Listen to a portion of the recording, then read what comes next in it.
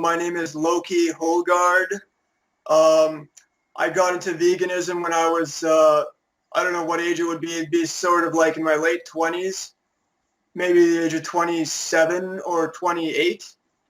And I basically got into it because I was on a raw paleo diet before that, um, where I did a raw paleo diet for 2 years, but I think I probably just did it wrong. And I got sort of paranoid about all the propaganda from people like Andreas Moritz and so forth in his timeless secrets of health and rejuvenation and so on.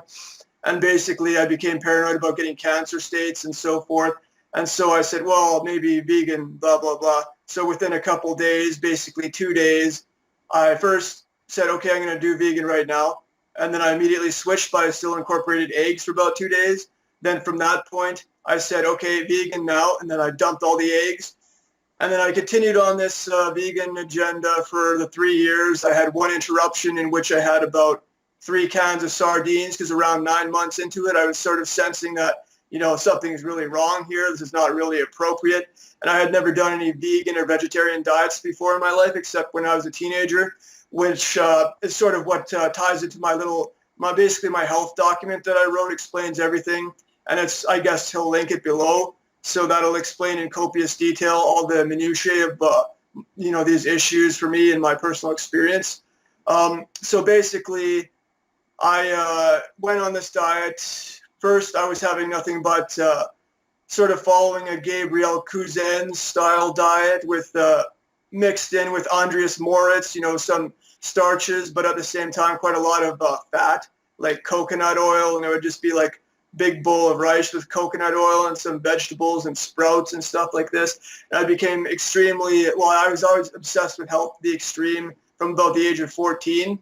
And so basically within this time, around 2012, I was getting into sort of new age philosophy and so forth and, buying into all the propaganda related to all this talk about trying to purify your body and, become, I guess, a superior immortal in some sort of like esoteric sense or something of that sort. So I was obsessed with body purification. I was doing coffee enemas and doing all these other sorts of purification or alleged purification techniques, even drinking like Epsom salt drinks and having all sorts of other crazy drinks like mixing turmeric with maple syrup and cayenne pepper and all sorts of crazy things that I would drink. And basically during this time, it was pretty much sort of starches plus oils plus nuts and seeds, and I would have to have the nuts and seeds be extremely high quality. I'd buy them on the internet. They would be in their shell. I had to freeze them. Then I had to, specially prepare all the food and so forth. And I found eventually it wasn't really working. So I was speculating, well, it's too high fat a diet, so maybe I should, because I became more or less capable of lifting weights. Prior to that, I was very involved in weightlifting during the course of my paleo time, which was basically for 2 years of raw paleo. I was doing extremely high amounts of bodybuilding and heavy weightlifting and walking around with weight vests and so forth. And so basically during this time, I guess I burnt myself out because I'd work out like every day, 2 times a day with weights for about 6 months or so. And so I became extremely debilitated. So that might have been one of the reasons why I switched to vegan. And so from there, basically, it wasn't working out on vegan. So I said, well, maybe it's too much fat. So maybe we should do an 80-10-10. I stumbled upon that sort of propaganda with Douglas Graham and Durian Ryder and all the fruitarian type propaganda. And so from there, I said, yeah, maybe this will be the way. All it's got to do is be 100% raw and ripe local organic fruits and vegetables, 80-10-10, high carb. Wasn't working after a certain period of time. I was having as much as like 17 bananas a day or a meal and so forth, and eating like, the huge amounts of dates, basically almost a pound of dates at a meal. And then from there, it wasn't working within even, a few days or a week or so. So I basically switched over to the Dr. McDougall starch solution type diet. And so that basically, I was having huge amounts of rice and stuff like this. And I would walk around outside trying to get some sunshine. And I had, the big biafran belly, big swollen sac for digestive tract with starch and so forth. And then I was always trying to purge myself with enemas because it would always be so bloated. I would have to try to reduce the bloat by, clearing the path, I guess you could say. And so I became addicted to coffee enemas. Basically, I was doing them every single day, and I would basically have clear myself with the urine enemas, and then I would have a coffee enema afterwards. And I even, I'd ozonate it and stuff like that. And then even sometimes I got into it, so I'd have beet juice enemas and so forth, thinking that would, nourish me in some way. But the thing is, it just basically caused diabetic, some type of diabetic reaction or something. Because, you get the sugar right in your bloodstream, huge amounts of sugar from all the beet juice. So it basically put me on almost insulin shock at that time. So basically, I was still eating the high-carb, super high-carb diet. I'd have 85% carbohydrate diet. I'd have first meal would be 400 grams of dates. I'd have on the side of that, I'd have some ground chlorella tablets mixed with some beet powder with some water added in. And I was involved in all sorts of other health protocols. I live in the countryside at that time, and I would have sort of everything would be extremely pure. The water was well water. I'd have only at least reverse osmosis water. I'd give myself foot baths with Epsom salts and so forth, and various other yogic techniques and heat lamps, near infrared heat lamps, saunas and so forth, magnet therapy, all simultaneously together sort of. And then basically, so the first meal I'd have pretty much nothing but dates. And then in the second one, it would be 200 grams in raw terms of lentils. And then with some maybe a couple ounces of hemp seeds, and then a bunch of cooked vegetables. And this would be just a huge bolus of food that would make me extremely sluggish. But obviously, I was trying to make it work, so I basically forced myself to continue to endure this horrible bloatation and digestive stress. And then after that, basically, it was another repeat at the supper meal. It was another bolus of huge amounts of about 200 grams dried weight of starches, or it was 2.5 pounds of potatoes with some, cooked vegetables on the side and so forth, maybe 2 ounces of chia seeds ground up in water, or, mixed together in water, or hemp seeds or something like this. And basically that was the pretty much the template of the diet for the remainder of the time until I started falling apart to a great extent. And then at that time, I couldn't even do cardio. So one time I went to the gym and I was sort of bloated as usual, trying to do exercise. And I couldn't even go on the cardio machines for more than about 5 minutes. And I was like, okay, that's it. And as soon as I came to that conclusion, I went to a Chinese grocery store and I bought some eggs and some sardine cans, and I immediately ate that, and I immediately felt better at that time. So at that time I said, okay, definitively vegan won't work. But at the same time, I didn't really know what to do in terms of diet. So I was trying to combine it. I was mixing it together, having, still too much starch, or maybe any starch at all. Because at this time, I still don't entirely, have not come to any definitive conclusions as to what exactly, in terms of diet, is the proper direction, if there is any such thing as a proper direction to head in. So basically that wasn't working. So I was still bouncing back and forth, trying to talk to people like Dr. What is his name, McDougall on the internet and so forth, and his little cronies and all these other vegan gurus, trying to find out, is this the way, is that the way? So I got some hair mineral consultation with Dr. what's his name? Dr. L. Wilson, Dr. Larry Lawrence Wilson. He's the guy who prescribes lots of coffee enemas, and he prescribes huge amounts of cooked vegetables and stuff like this. So I was thinking, well, maybe this is the way to go. So I got my hair mineral analysis for like $1,000 or something like that. And I had to grow my hair to send in the hair and stuff like this. And then it was just showing up that there's huge amounts of aluminum in the hair, so probably from chemtrails or something like that, or who knows what. And so that didn't seem to work out. All these, huge amounts of vegetables and butter and animal products, basically what he prescribed with some grains and so forth. And so that didn't work, and I was back and forth ever since that time, even up to this very moment, when I just, for the most part, concluded in the last, maybe several weeks, or even in the last 2 weeks, that starches are basically not appropriate for human digestive physiology. And I'm familiar with your channel because I've listened to your videos for about a year or something like that. So I'm aware of all the theories of all the different diets, basically, the whole spectrum of dieting, which I've discussed also in that book, the health book, HELL-TH.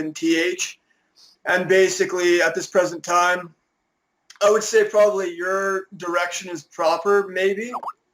At the very least, you have to have a base level of animal products, preferably raw, like Agenus vonderplanets.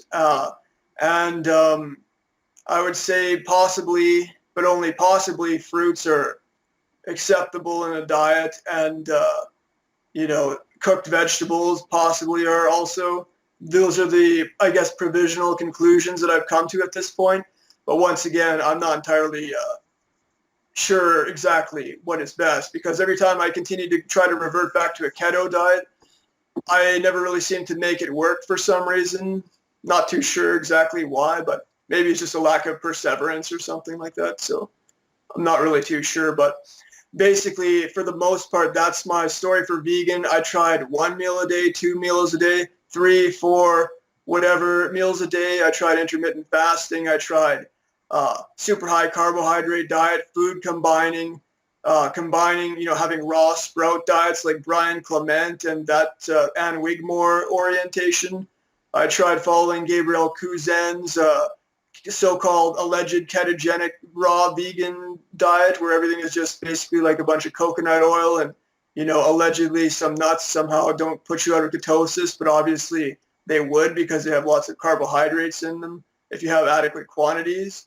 So basically his claims are obviously false, and given that he's a rabbi, I'm not too sure I trust the guy, basically. So then there's the Gabriel, or what's his name, Victoris Kolbinskas, with his sproutarian diet and so forth. And my experiences for fruitarian is basically that my teeth became almost rotten. Like when I'd consistently go on a fruitarian diet for maybe a week, my teeth would become totally brown around the gum line and so forth, and on tops and everything, which is obviously, I guess, a sign of tooth decay or something. I'm not really too sure. So for the most part, I can definitively say that a fruitarian diet would be pretty much a death diet over time. Obviously, your videos on vegan malnutrition pretty much prove that, because all the skeletal figures, they're, distorted features and so forth, looking like POWs in a concentration camp. Obviously, that's not really the way to go. But clearly, all people have to do is just, follow this diet for a very short time, and they can easily see through their own personal experience that it's pretty much a death diet. And even though some people persevere and like are hardcore people, I guess you could say, like myself, sort of very intense people who insist upon trying to come to the ultimate conclusions of things in a theoretical way and through experience. At the same time, it's basically impossible for anybody to persevere in this without undergoing obvious signs of physical degeneration, and there's obviously more than enough evidence to prove that convincingly to more or less anybody who has any intelligence. All they have to do is just look at the obvious fact of existence. One question, Yeah. were you also into morals? Did you believe that killing animals is wrong, or was it all about health? Well, basically, it was predominantly about health for me from the beginning, because obviously just before that, I had been eating raw animal products. I had, at that time during my paleo days, I had basically a dozen raw eggs a day and about a pound of raw ground beef every day and so forth. So I didn't actually, when I was on that diet, I was becoming almost psychopathic, because I don't know, it didn't really seem like I had any regard at all for animal life for some reason. But then when I went on a vegan diet, I became sort of sucked in this sort of weird way that I became sucked into this moralizing attitude where basically I was thinking always in terms of, the earth and so forth, and that I was a superior mortal because I was doing something which didn't harm the earth. So my morality, I guess you could say, was a negative value system where I based my morality or my essence, my nature on not doing things. So it was sort of like my virtue consisted of purely negative things, not doing this and not doing that, which was basically diametrically opposed to what I had previously adhered to in terms of ethics, which were more centered around, excellence and trying to improve myself and, living in accordance with nature and doing positive things like through creative activity and so forth. So I seem to get sucked into it somehow, mainly through the propaganda, but at the same time, yeah, I don't know, it just seemed to be become sort of fixated upon this as like a mantra or some type of obviously like a religious cult for the most part, the vegan, that it's pretty much cultish in its nature. So What do you think is the future of veganism? You probably have a lot to say about it, so maybe just sum it up. the future of veganism, well, basically I would say like anything in this world at this very time in history, all the events that are going on, it's basically coming to a point where all the talk about trying to stand above nature will disappear and ultimately only the strongest will survive. So either people will assert themselves, even if need be on a physical basis, to defend their lives against what's going on in the world, or else they will be pretty much starved to death through gradual means. Like all of these obviously are agendas that are orchestrated from above by the people who control society from behind the scenes, and that the vegan diet, as your shirt says, is basically the death diet, go vegan and die. So obviously that's what their intentions are, is to try to weaken the populace. As I had said in one of my videos on one of my channels, the vegan die-it, sort of synopsizing what's going on in this movement, or as the movement, as a psyop, that basically their intent is to reduce the fertility of people and to brainwash them and target them with emotionally based propaganda as a means of getting them to commit suicide under the guise of goodness or morality, which is just sort of like a representation of Christian values, I guess you could say. Sort of, store up treasures in heaven and give everybody your cloak, turn the other cheek, basically bow down like a slave to other people and let them rule you, because that way you can prove that you're better somehow, and this is virtue. So it's basically the virtues of self-destruction or suicide. So suicide morality is what vegan is another form of, pretty much. And that's why they've always used that in occult circles, I guess, for their slaves. The guru is always having everybody be celibates on the vegan diet, while the guru hypocritically basically has got a whole harem full of people, and they're probably, like you said in some of your videos, are probably drinking baby blood out of goat skulls, or who knows what they're doing, right? So you can never be sure. But obviously the masses are just pretty much on the chopping block right now. There's the Georgia Guidestones where they want to reduce the population by 95% or something of that sort. And so this is just a means. It's basically taking what they've been doing in the third world for quite a while into the first world so that they can reduce the first world to the standards of the third world in this sort of secret process, claiming, using the argument that there's only a scarcity of resources, and on the basis of the fact that, quote unquote, everybody is equal, therefore they're entitled to basically, ration out your food supply on the basis of quantity, of equality, so-called. But obviously there's no such thing as equality in nature. So that's a false premise. But the thing is, it's a question of whether they can get away with it or not. And so obviously the average person needs to, you know, fight with their wallet, I guess you could say, by buying meat from local organic sources, farmers and so forth, and then ideally protesting in the streets and so forth eventually, but if they want to. Otherwise, it might wind up in a sort of Turner Diaries style situation where basically in the end it's, you know, kill or be killed literally in the streets, where the people will end up cannibalizing themselves and only the strongest will become the victor and they will be the ones to continue to survive. So I see that that will be inevitably the conclusion that will occur, that either people will find more peaceable or less life-threatening means of creating changes to enable themselves to survive. Otherwise, they're going to be faced with the zombie apocalypse type Dawn of the Dead scenario where they'll basically have to fight to live type of thing. I think that that inevitably will happen within the next decade as well, because so far as I know, the plans of the people who control society are to have the, what is it called?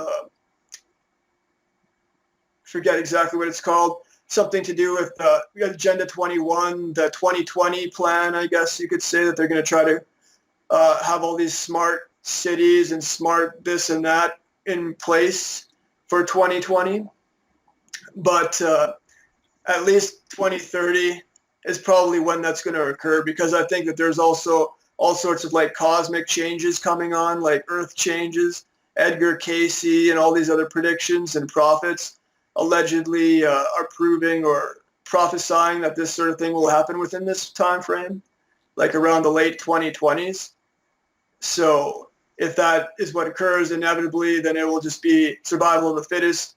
But one way or the other, people are not going to be able to sit around on a pedestal and moralize as if you have a choice. Like you can talk about human rights and all this other man-made concepts, but the reality is ultimately it's just might is right, and whoever has the resources or the means to have those resources, they'll either have it or else they'll be, the opponent will try to take them out and replace them with whoever they can use or just get rid of them altogether. So I see that being the future, basically. Did you read the book Might is Right? Yeah, I have that book actually. I got it from osterapublications.com. That's a good source for a similar type of works, like eugenics works and so forth, based in England. Yeah, somebody gave it to me. I'm supposed to read it. Yeah, it's pretty good. There's also YouTube videos on it as well. So people, if they don't have the time to read, I think it's like maybe 6 hours. So you can just listen to it through that means. And that's what I try to do on some of my channels. I try to like do audiobooks of books so that people can just read or, take the information in very quickly. If they're doing their dishes or whatever, then they don't have to waste their time reading and so forth. So try to spread the messages I'm trying to spread to people. Anything else you would like to add? Any important experience or something that vegans should hear? Anything like that? Basically, it's difficult to say. There's not really any one source. There's a website, beyondveg.com, I believe, is a fair website that explains people's experiences. Basically, just listen to your channel and your videos and the Ancestral Health Symposium, Natasha Campbell McBride, Weston A. Price Foundation, sources of that sort. Even if you have a mixed diet and you're not against vegetables and fruits and so forth, at the same time, you pretty much have to have animal products.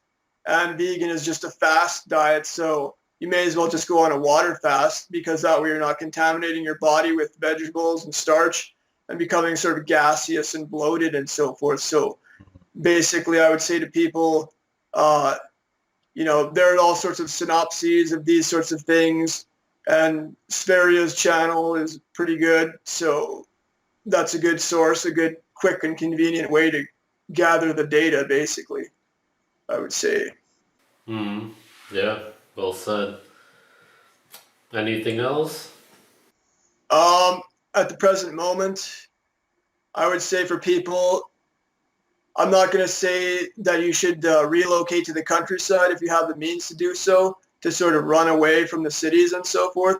But it might be good if people have money, if they want to pool their money together, to set up cooperatives or some type of, communal, whatever, farmland situation amongst yourselves so that you can, escape in the event of hardship in the cities, and you can go and set up there and have some type of hobby farm for yourselves, like chicken coops and so forth. And uh, that obviously is necessary at this time to ensure your own personal survival, to stockpile food, such as myself. I have here, stockpiled a bunch of sardine cans and uh, peanut butter jars, even though obviously peanut butter is probably not very good because of aflatoxin and so forth. But you can stockpile ghee jars or, whatever, wax eggs and cheese and so forth. So stockpile food for yourself because there's obviously going to be extremely chaotic circumstances coming in the near future. So if you want to have a future, then better stop wasting your money on liquor and stuff and invest it in food and guns and firearms, because if I had not invested my money in food right at this time, I could be basically in a state of starvation, because in my case that I have for hate speech, the police took basically over $2,000 of my money, which I had, because I had stamped on it Jewish white genocide on all the bills because I was spreading it around as propaganda messages. And so, now I have no money, I have nothing. So basically, I could have been in a state of starvation if I hadn't stockpiled food. So that's basically the advice I would give to people is preparedness is the key, as Sun Tzu said. So make sure you prepare for the future or else you won't have a future. Basically it. Hmm. Yep. All right, man. Thanks. Yeah. Thanks for sharing your All right. story and everything.